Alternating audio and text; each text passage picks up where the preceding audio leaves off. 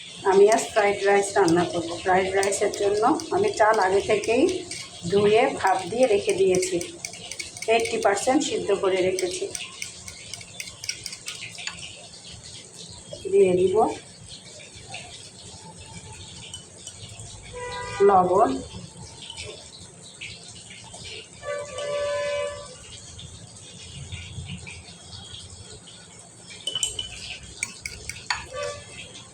কিছুটা গোলমরিচের গুঁড়া,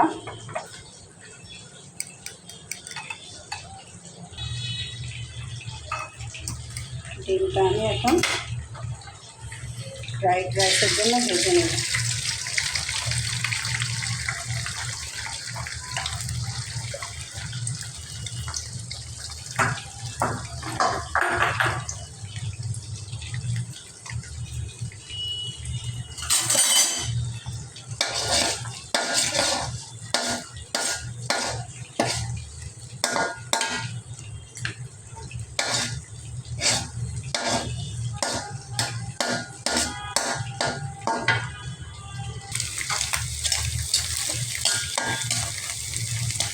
আমি 400 গ্রাম পোলাওয়ের চাল নিয়েছিলাম। এখন আমি এখানে 3টা ডিম দিলাম।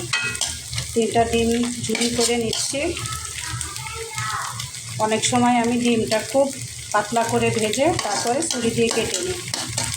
আজ আমি এভাবেই করছি। ডিম ভাজা হয়ে গেছে, এবার আমি কিছুটা বরবটি দিয়ে দিচ্ছি। আমি কাঁচা বরবটি ইউজ করতেছি। এবার কিছুটা পাতাকপি দিয়ে দিব পাতাকপিটা আমি একটু বড় বড় করে কেটে নিয়েছি।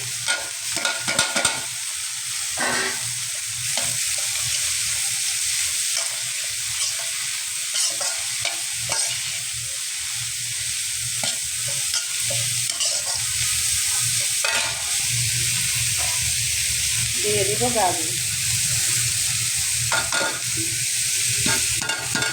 গাজরটা আমার গ্রেটারে কেটে দিয়েছে, একটু বেশি মিহি হয়ে গেল।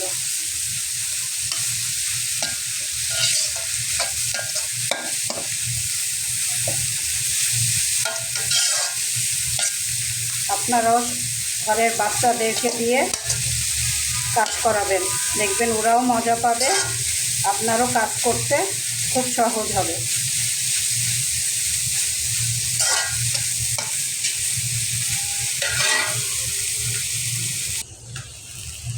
আগে থেকেই রান্না করা পোলাও আমি দিয়ে দিলাম।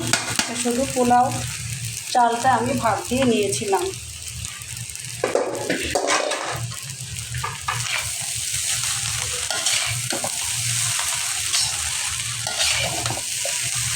আমার ছেলে খুব বেশি ফ্রাইড রাইসে ভেজিটেবল পছন্দ করে না, হালকা ভেজিটেবল দিলাম।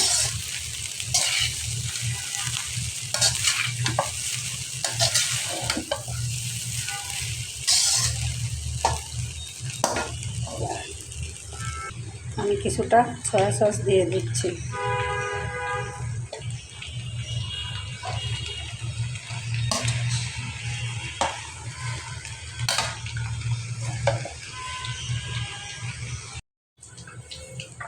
সয়া সস দিয়ে দিলাম। এবার একটু গোলমরিচ দিয়ে দিই। যেহেতু আমি কোনো মরিচ অ্যাড করবো না, গোলমরিচ দিয়ে দিলাম।